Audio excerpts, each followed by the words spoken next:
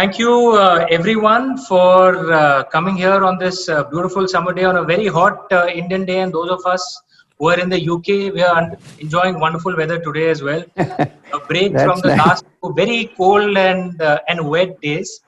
Mm-hmm. So it's delightful that even the Surya Dev, even the sun god, has come out to listen to the He's words sitting of in the room. from Shri Mm. M.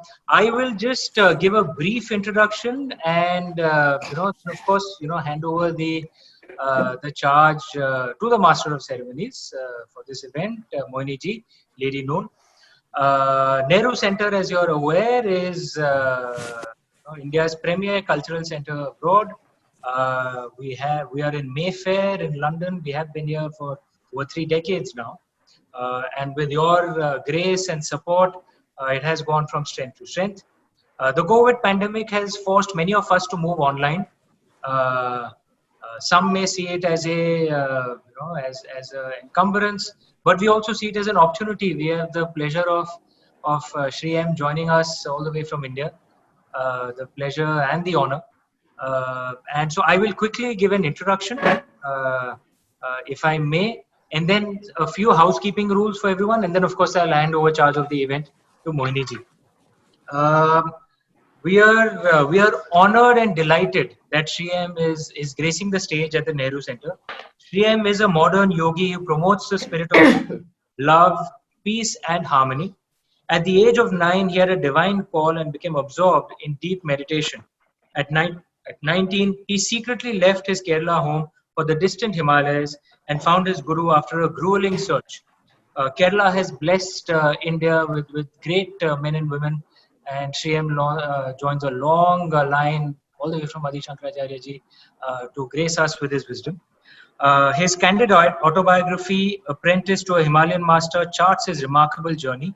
He calls himself M for Manav, a true human being. The world around you in your touch is your touchstone to spiritual practice. If I may just give a brief introduction to Lady Noon as well, who I've had the pleasure of knowing for a few months when I shifted to London. I've been here just for some 6-7 months now. Lady Noon is founder chairperson of Lily Against Human Trafficking and global envoy of International Buddhist Confederation in the UK.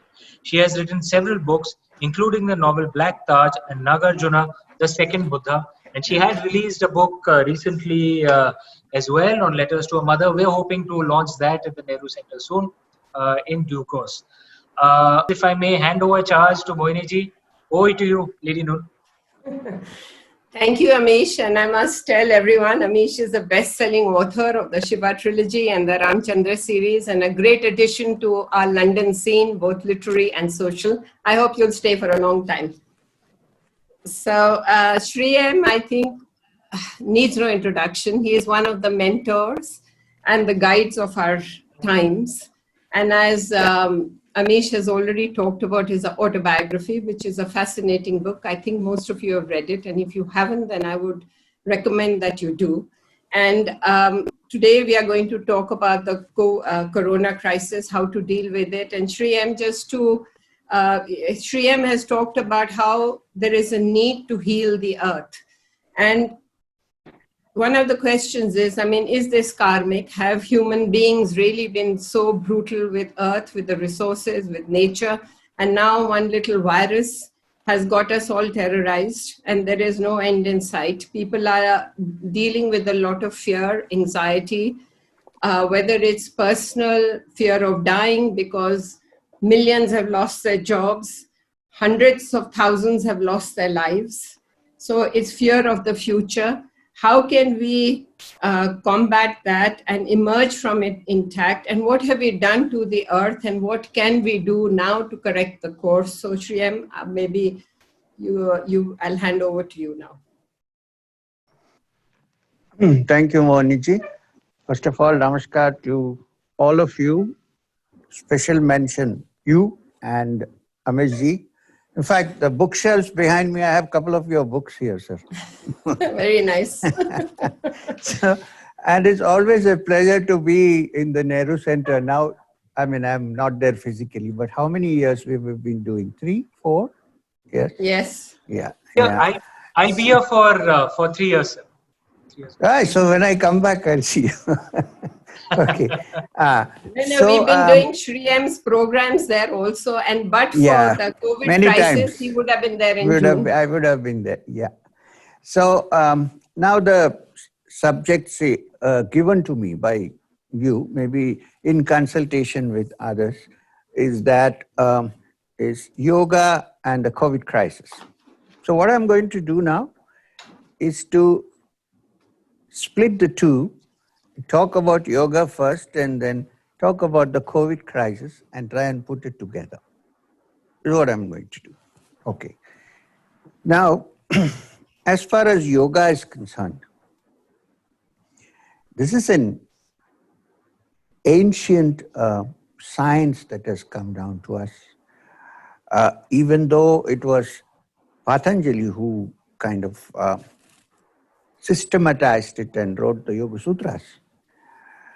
Yoga has been around. You'll find it in the Shveta Ashvatara Upanishad. You'll find it in some way in the Mundaka Upanishad.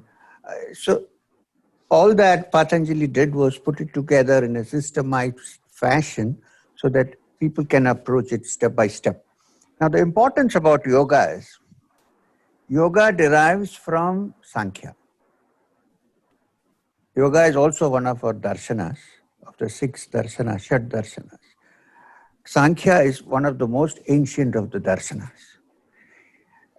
Kapila Muni is supposed to be the author of the Sankhya Darshana, or the founder of the Sankhya Darshana, and is so important that Krishna, as the Guru, when he talks to Arjuna in the Bhagavad Gita, he has to specially mention that among the Munis, I am Kapila.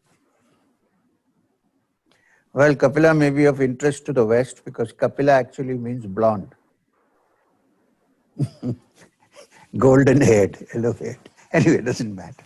So, Kapila, therefore, is the founder of Sankhya. And he's so important that the second chapter of the Gita itself, after Arjuna Vishada Yoga, is called Sankhya Yoga.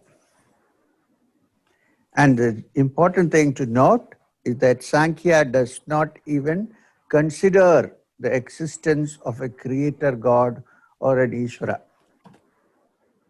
There is Purusha and there is Prakriti. In a way, you can say it's a dualistic philosophy, but actually in the end it becomes monistic, because when Kaivalya takes place, there is only the Purusha, nothing else is visible. So, yoga is derived from that, except the difference between yoga darshana and Sankhya is that yoga has more practical techniques to be discussed, plus it introduces the concept of Ishvara here and there, not everywhere, but here. Ishvara pranidhanena. Through the contemplation of Ishvara also one can reach Samadhi. Also. Not that that is required, but also.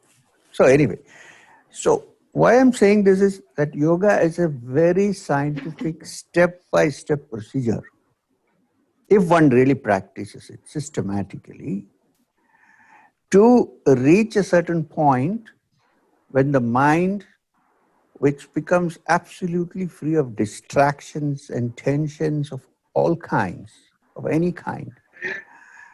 The definition of yoga, according to Patanjali, is yoga's chitta vritti nirodha, which means yoga is the elimination of all the disturbances and distractions of the mind.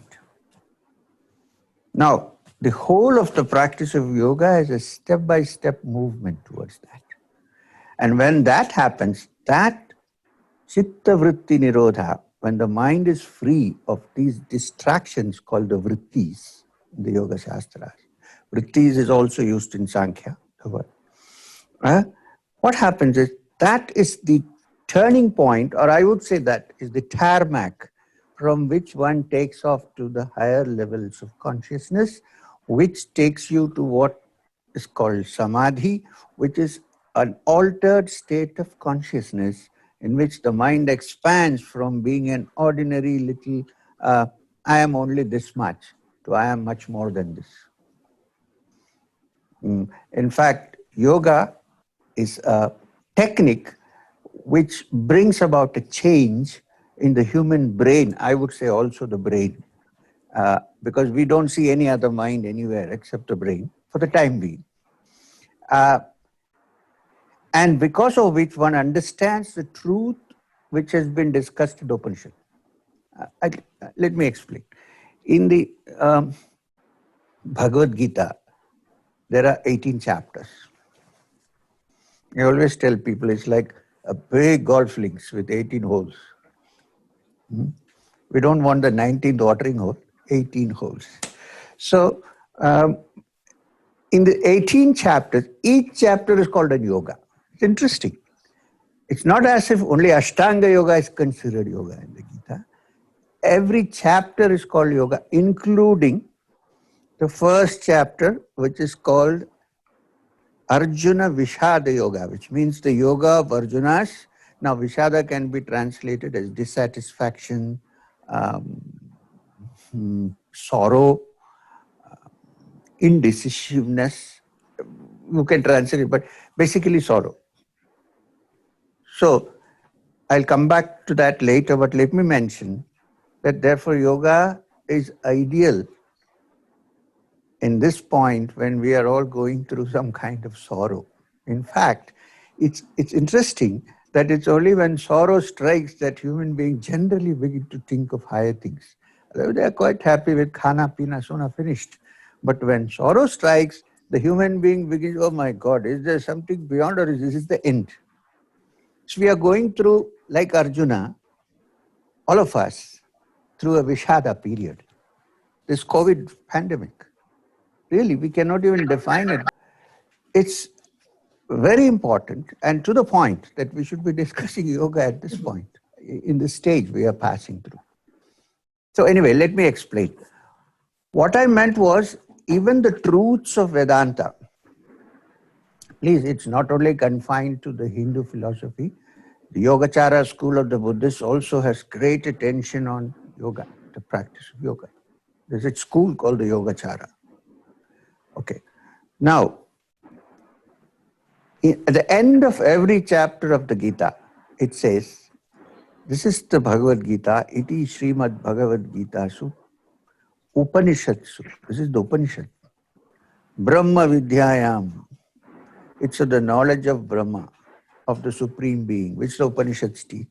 Yoga Shastre Sri Krishna Arjuna. That means Yoga Shastra is required to understand the Brahma Vidya which is taught by the Upanishads. Otherwise, a mind that is not calm and quiet and tranquil, which is without distraction, cannot understand the truth which the Upanishads are talking about. Simply by saying Aham Brahmasmi, nobody becomes Brahman. You're still the same person. There is no change. So that the practical way of bringing about change begins with the practice of yoga. And it is relevant, especially at a time when we are all in the stage of vishada, sorrow, pain, indecisiveness, insecurity. So it's actually a very relevant topic today. Yoga and in the COVID crisis. Now, what has happened in this COVID crisis is that we are kind of locked down. We don't want to be locked down, but we are forced to be locked down because if we don't, the infection would spread like any, it would just go beyond any control. In fact, in India and in many countries, when the lockdown was enforced and people said, please do it, government said, do it. It was a good thing. Otherwise, you have no idea how much it would have increased by now.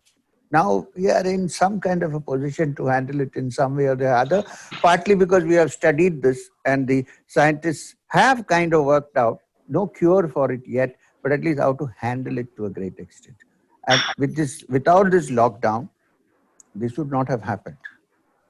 I think half the world would have been dead. This is my reading of this. Anyway, so what has happened is a lockdown has been enforced for health reasons.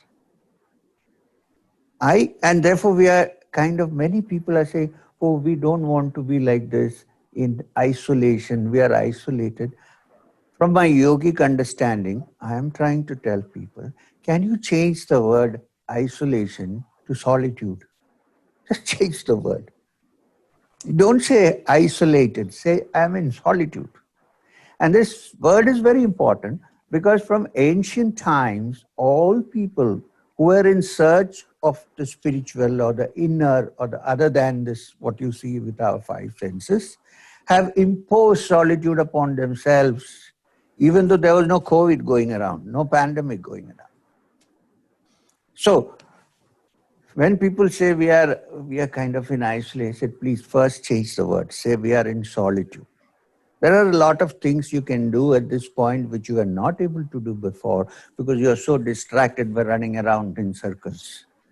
It's the day-to-day activities. Today you can sit at home and do something. And if you're doing other things, also give a little part to exploring your own mind. And that's where the yoga comes. Okay. Now, is yoga a cure for COVID? No, I'm not saying that.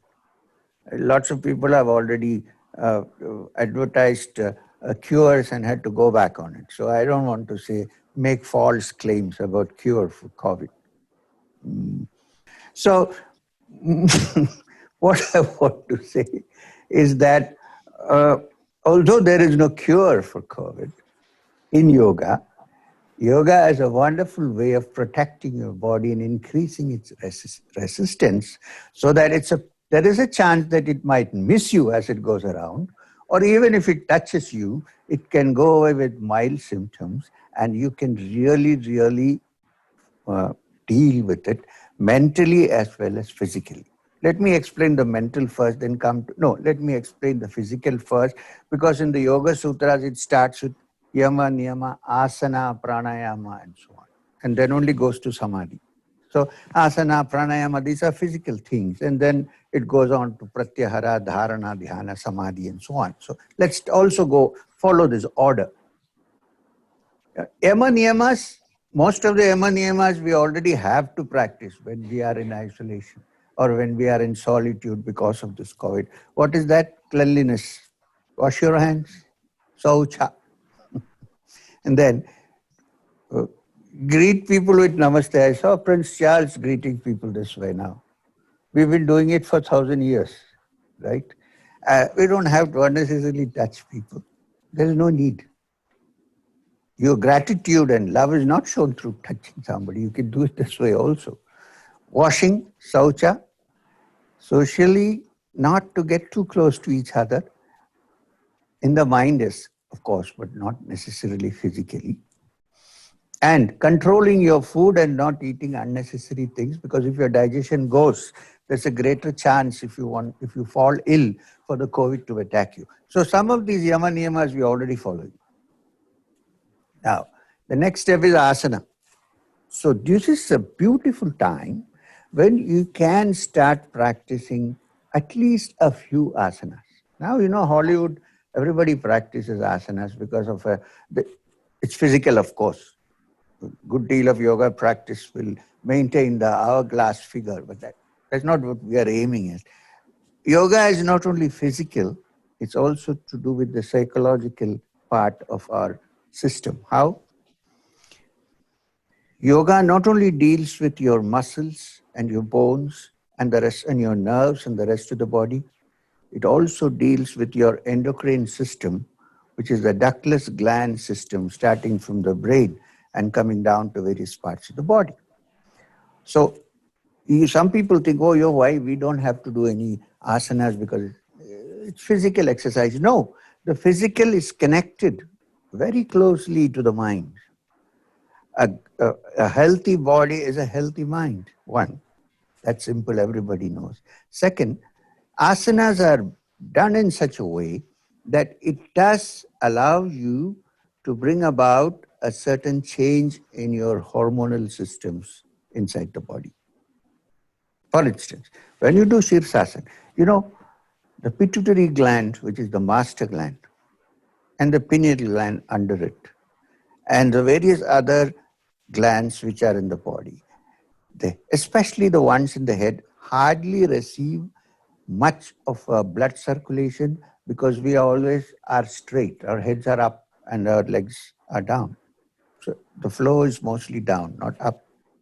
This is why ancient times people folded their legs and had food, because if you hang your legs down and eat, much of the circulation is below. It's not up here in the abdominal area. So all I'm trying to say is connect the physical to the psychological and also then to the spiritual, which is, we don't have to deal with it right now.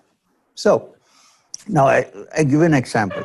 Even when you say I am meditating in dharana or dhyana, I feel wonderful and good. If you ask a biologist or a neurologist, he will tell you that at that point, if you test your system, you'll find that there is a good flow of dopamine and serotonin in your system, which is the feel-good factor. So yoga says through physical manipulation, you can bring about chemical changes. Chemical changes are very important for your mind, moods. So you can alter your moods through physical exercise, especially asanas. Even otherwise, if you're feeling very depressed or dull, it's a good thing to go for a long walk or a good run. Everything is okay. So there is a link. So now, why I'm saying this is the time when you can indulge in all that. You cannot go out, you cannot go to the malls, you cannot go to the cinema. So what do? Study more of these matters relating to your mind and your body and start practicing some of them. Now we come to pranayama, breathing. Very few people actually know how to breathe. They breathe, it's shallow breathing. It's not really deep breathing, it's very shallow breathing. In fact, it is found that apart from making blood clots in the system, the first thing that the COVID virus does, it looks very nice, but with a crown and so on. It looks, it goes into your nose and your face and into your lungs. So most cases of severe coronavirus attacks are when the lungs finally are so filled with phlegm and so on that pneumonia sets in and you cannot breathe. A ventilator will not help at that point. So the lungs is affected. Now, if you can do proper yogic breathing, you can keep the cells and the bronchioles of your lungs in such a condition and so full of oxygen. The other thing that happens is there is oxygen content is lowered. This is what happens in COVID. If you can do proper pranayama, it need not be complicated pranayama, it can be simple pranayama. I have demonstrated in a video, I think a month ago, 2 months ago, when this all started, how to breathe. Now I can do it very simple. What you have to do is, first of all, when you breathe in, take a deep breath and push the air down to your lower lungs. I wanted this also to be a practical, so which is why I'm saying this. I also discussed this with doctors and then decided to put it out. I didn't want to say something strange and ignorant and then get... So you take a deep breath, push the breath down to the lower part of your lungs. Believe me, if you push the breath down to your stomach, your tummy is not going to expand. Actually, the muscles of the tummy will get strong and there is no addition of your tummy by doing that. People get frightened. If I push my air down, maybe I'll become like pot belly. No. So push it down. Then when you have filled your lower part of the lungs, then push your stomach, contract your tummy, your abdomen, and bring the air back up to the top of the lungs, and then breathe out. Now, one way of breathing out, which of course I can't teach you Kriya like this in a session, but in Kriya Yoga, one of the techniques of breathing is that when you breathe out, you use your mouth. So like, take it then. What happens? The entire air, you see, when there is less oxygen in the brain, when you're about feeling sleepy, what happens? You yawn. You don't yawn through your nose, you yawn through your mouth. Why? Because the carbon dioxide has to get out. and more oxygen has to come in. So in the same way, take a deep breath and push it down to the lower part of the lungs. Press the abdomen inside, contract the abdomen, take the air up to the top of the lungs, breathe out. Again, repeat this. And if possible, keep your hands up while you breathe. This expands this part of the rib cage, and therefore it's easier for the air to go to the upper part. That's why in some Kriyas they hold like this. So this one can practice at home. First, the psychological part. You should say, well, this is not isolation, this is solitude. This solitude I am going to use for the best of my advantage. Let me get my lungs powerful enough so that an easy attack from such viruses cannot happen. My lungs can hold oxygen enough for a long time. Practice this pranayama. Okay. Now, I'm coming to the psychological aspect. You know, fear is one of the things that makes the body weak. So, what you should understand is, fear is something that comes from the brain. When you're afraid, when the brain begins to, the hormones that circulate in your blood system are those that weaken you further. When you're not afraid, there are hormones that circulate in your blood that makes you more powerful and vital. Okay, so what you should think while you do pranayama and so on, when you sit down, is there is this ancient thing that comes from the Veda and the Upanishads. Beautiful statement. Purnamadah Purnamidam Purnat Purnamaduchyate Purnasya Purnamadhaya Purnameva Vasishyate. Now, what to notice, what is to be noted is Purnamadah. Our source is Purna, completeness, expansiveness, the supreme, which is also supreme energy. But it doesn't stop with Purnamada, it says Purnamidam, which means here we also are Purna, although we don't know it. Why?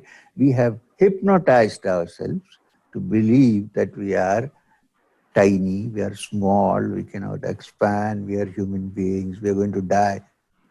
If you can only dehypnotize yourself and say, well, if it says Purnamidam, then I must be a spark of that expansive supreme energy. And therefore, that energy must also be in my system. Why doesn't it come out? Why doesn't it manifest? Why doesn't it express itself? Because all my life I have hypnotized myself to believe that I am a sheep when I'm actually a lion.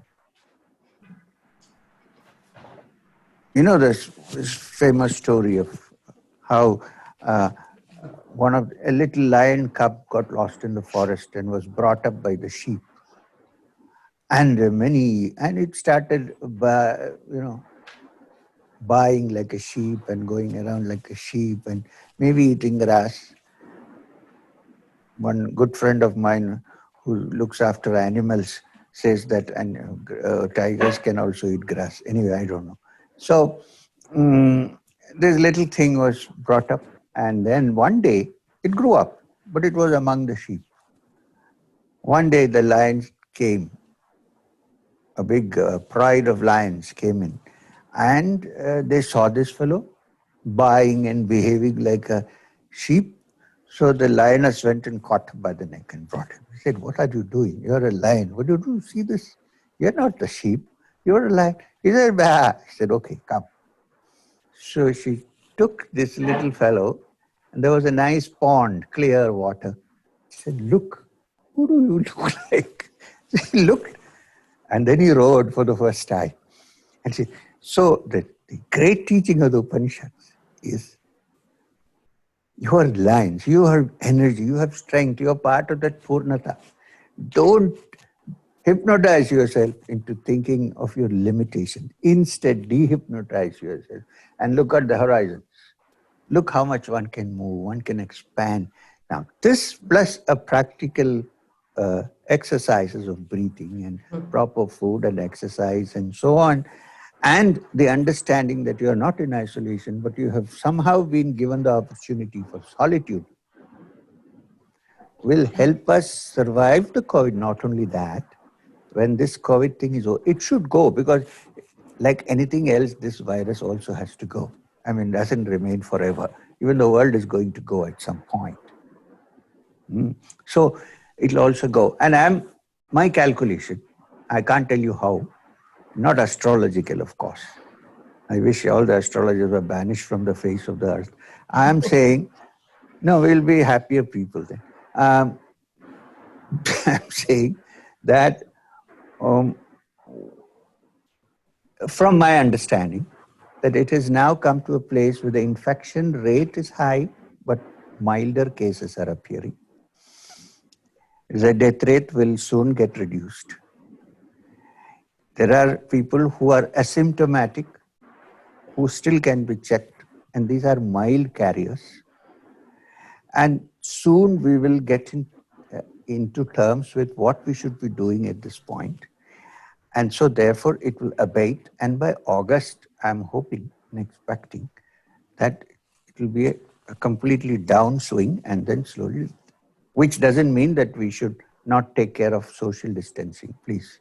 We need to, even at that point, because it takes some time for it to disappear. I am sure that this virus has been around in China and all for longer than people think it has.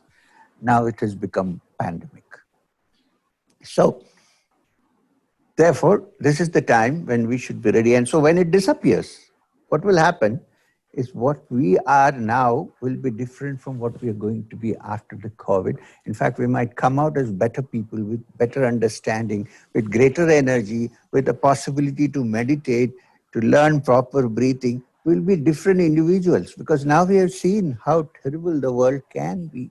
So we will try to do better. So we will probably be like the moth that builds a cocoon, meditates inside the cocoon, and then breaks the cocoon and becomes a butterfly with colorful wings flying high up in the air when it was a worm crawling in the mud.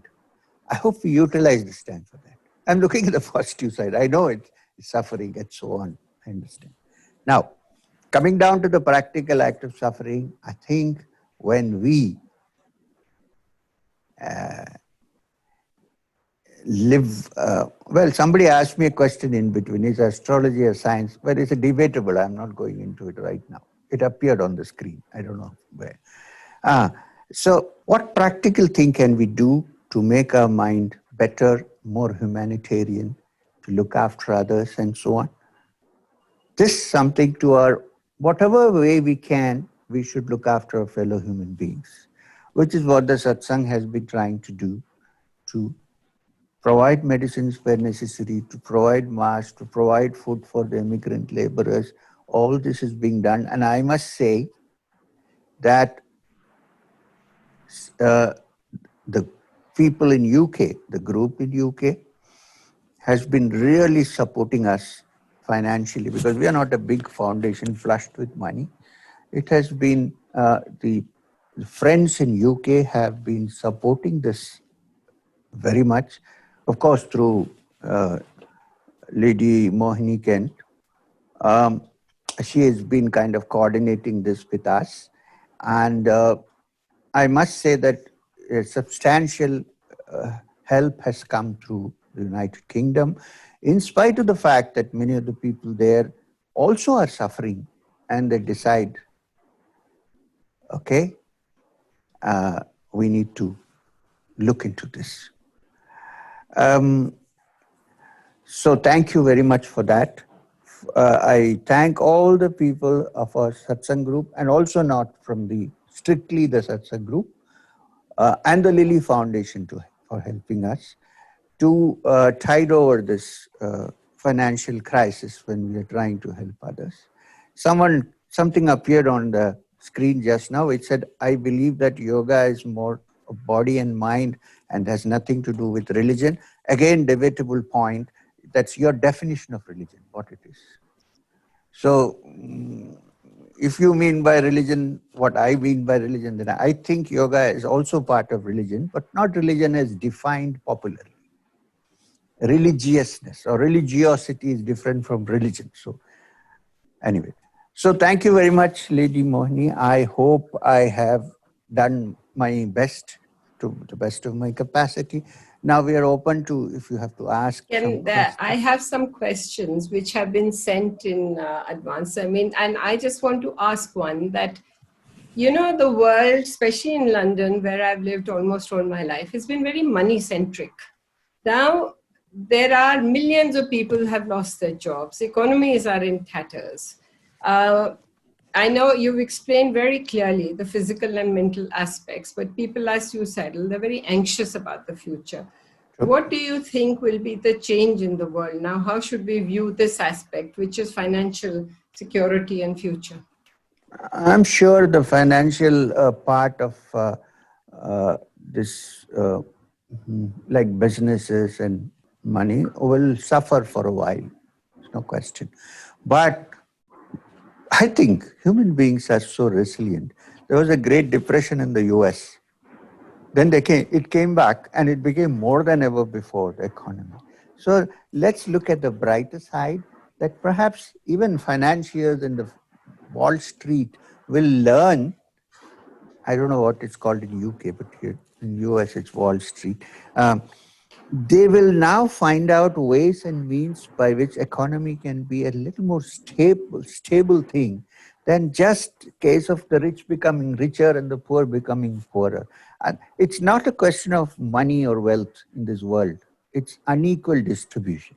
I'm not saying everybody should get equally. No, that has never worked. Socialism has not worked. But at least there is the mind factor, which should come into financial and economic growth should not be at the cost of compassion and goodness.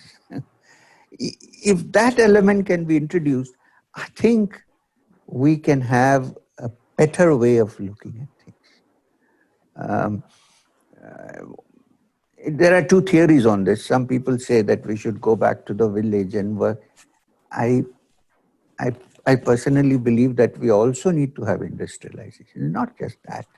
But there should be a criteria that expansion not at the cost of human suffering.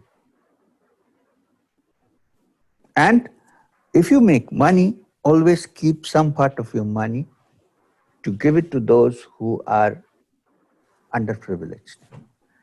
I think this idea will now catch up. And the moment it catches up, I'm telling you, the economy will also expand and increase.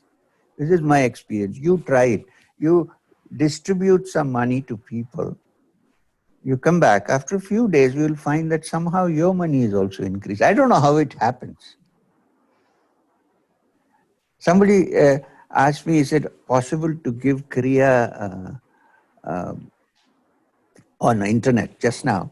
I don't think it's possible to do that.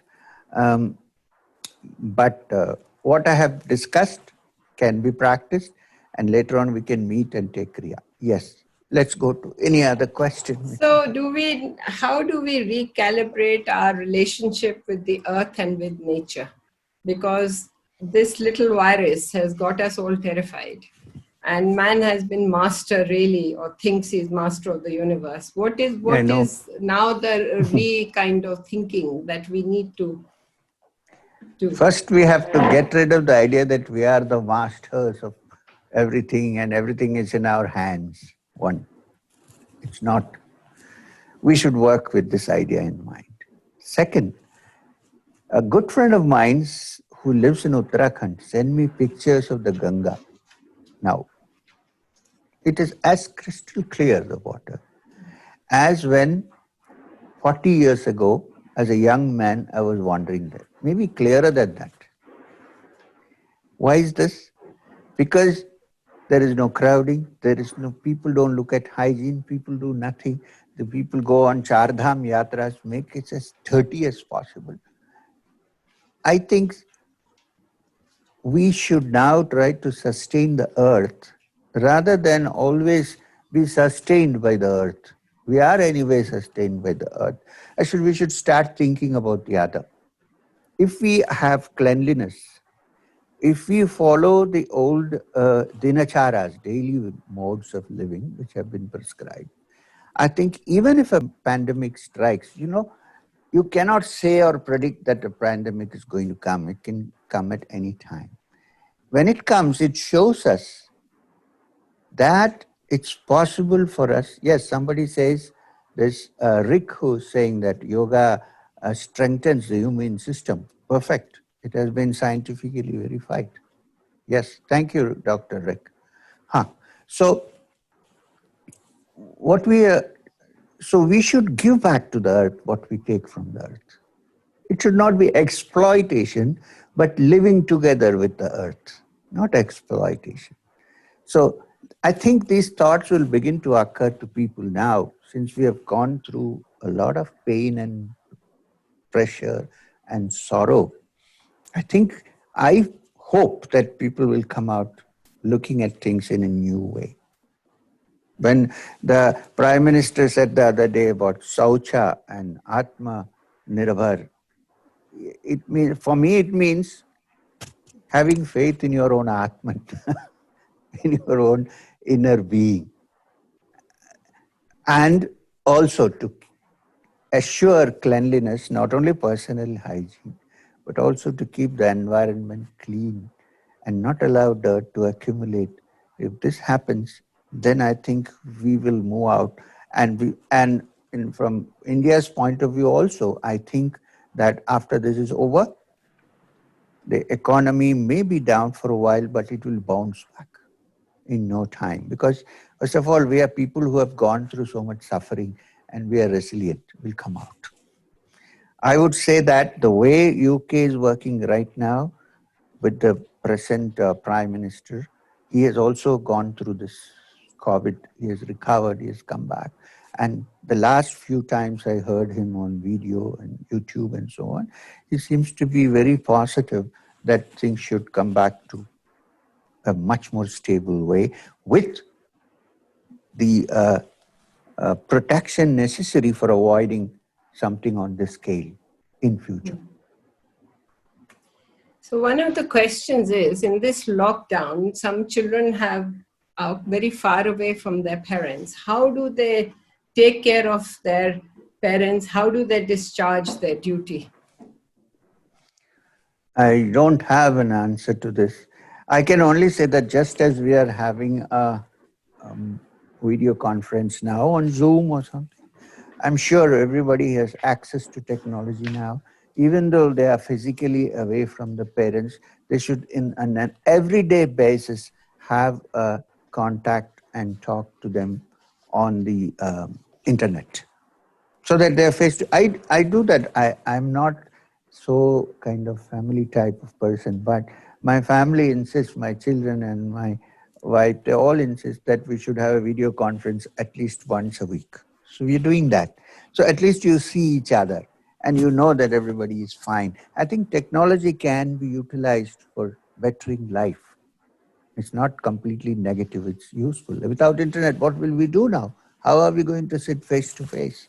So I think this is the time when science should be used to bring about a change.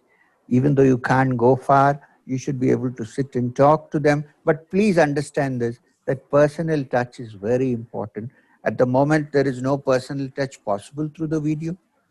But when you look at somebody, when your parents, the people you love, your eyes speak. You don't have to actually touch them. Your eyes speak.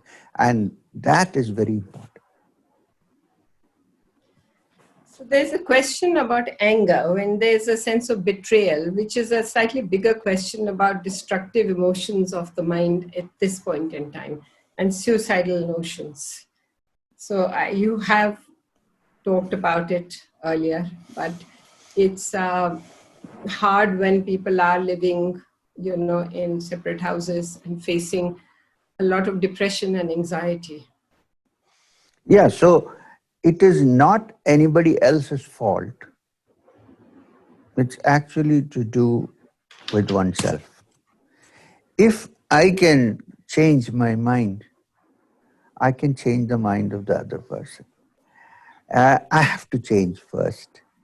So this question of blaming others for causing the situation where I want to end my life, or blaming the pandemic for changing the situation I want to end my life, should go this giving up the blame, putting the blame on somebody else's shoulder should go. For people who really are in difficult circumstances and who are really desperate because they can't go out, they're sitting here, they don't like family, but they have to be forced to be with the family and so on. For such people, I would suggest they need to choose something they're seriously and well interested in and listen to things like music, practice kindness.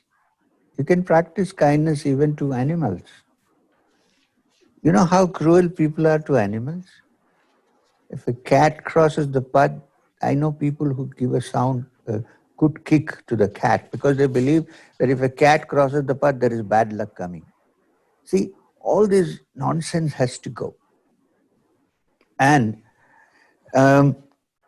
when we are in this state, we should apply our mind to something we really enjoy. It could be a hobby, it could be a profession. Music therapy. In fact, I would suggest to most people to read this beautiful book called Musicophilia by the famous scientist, neurologist from New York who wrote the book, The Man Who Mistook His Wife for a Hat. What's his name? Anybody? That's that Oliver. He's Oliver Sacks. Sacks.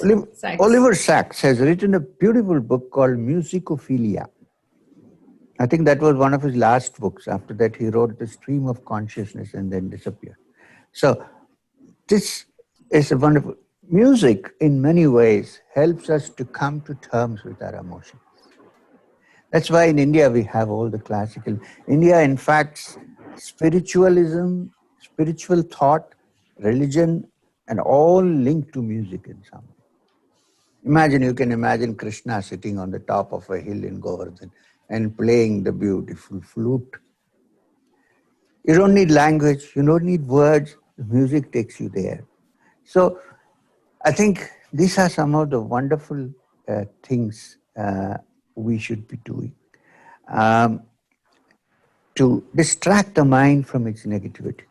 As far as children are concerned, they should be engaged in hobbies, they should play, first of all, we should understand that children are not less intelligent than we are. Sometimes they're more. So deal with them in that way. And give them something to keep themselves engaged. Otherwise, they may run riot. This is quite normal because they have so much energy. What will they do with the energy? So play with them, go out. Even here, when nothing is happening, there are no golf links in Madanapalli. I'm sitting here, I play golf. You ask me how? I have a screen put up there outside where I go and swing. I got a backache for some time, so I did Sarvangasana and fell down and hurt my leg. Anyway, so, or I have a portable mat with which I can do my putting. Once in a while, when you're not doing serious, heavy things like reading Gita, yoga, or things like that, you go and play golf for some time. So, I'm not saying you should all play golf. That's not what I'm saying. But the children can play many games. The parents should participate. What happens is we don't participate. We just let them, they are playing, okay, they are watching TV. We are doing something else. Now this is the right time to bring families together. We are almost out of time. I don't know if there are two questions you want to address very briefly. One question is, what is the karma of suicide? Now, I think it's a slightly relevant thing because people are very anxious. And the other question is, why is the lotus so important in spirituality? And then we'll wind up. The first question is too elaborate. We need to go into the karmic theory and things, so we will not do it right now. I keep it. As far as the lotus is concerned, the reason why the lotus is so important in the Shastras in ancient, including Kundalini Yoga and so on, is because when you see a lotus bud, it's closed. And then it slowly begins to grow and expand. And we don't get the fragrance of the lotus when it blooms, but the bumblebee knows. The bees also know that there is a fragrance. It has a very subtle fragrance. The other thing is the lotus grows in muddy water. You can't grow lotus in a very clear water. It grows best in muddy water. Growing from muddy water, when it blooms, it becomes so pure and clean. Even if you put a drop of water on the lotus, it just flows down. It doesn't stick there. So lotus, therefore, is a great symbol of expanding consciousness. And expanding consciousness is so subtle that the normal human beings can't even have the fragrance of it. You need to go to the level of complete subtlety before you get the fragrance of it. Therefore, every center in the body is called a Padma. The whole universe is called a Padma. The gods have Padma in their hands. Saraswati has, Lakshmi has. This. And the Padmasana, which you use for meditation, is called the lotus posture because the heels are open like the lotus. It's an ancient tradition that is going on with us. Among the Sufis, instead of the lotus, it is the rose. Gulab. Gul. Lal Gulab. Lal Gulab. Now, so on that very beautiful note, we've talked about flowers. Please finish what you were saying about the gulab. No, I was not saying about the gulab. About as the lotus grows in muddy water and becomes a beautiful lotus. Jalaluddin Rumi, the great Sufi, used another example. He said the sugar cane grows in muddy water, absolutely muddy water. But when it grows up, it gives you sweet sugarcane juice to drink. I would say that this is also similar to the definition of a lotus, with the additional understanding that the lotus grows, it blooms from a bud and becomes a beautiful thing. Thank you. Sri M, thank you so much for being with us in London. And I want to thank you for the Seva mission. You reminded us of our humanity and compassion and gave us an opportunity to participate in it. So thank you very much. And thank you. I want to just thank the Nehru Center and Amish, you're back. I so also Amish, want to talk, Amish ji, and hope to see you soon in London. Yes. And I just want to thank Archana Pradhan, the program assistant. They are always very helpful, and the Nehru Center has given us a home in London. So thank you very much, and for everybody who has participated. Amish, would you like to say something? No, I absolutely enjoyed, one has read many of the texts, but the insights that come from Gurudev Sri M, the insights on Kapila and Bhagavad Gita, and the realization that actually golden hair had never struck me. I'm wondering what the, now I'm thinking what are the roots of Kapila, of Maharishi Maybe Kapila. a new novel is going to come. Correct, maybe. and of course, I put the video off because it keeps fluctuating out here, and I noticed some of the comments on a country to our north, which I shall not comment on since I'm a diplomat. No, I think we ended on a good note on the lotus.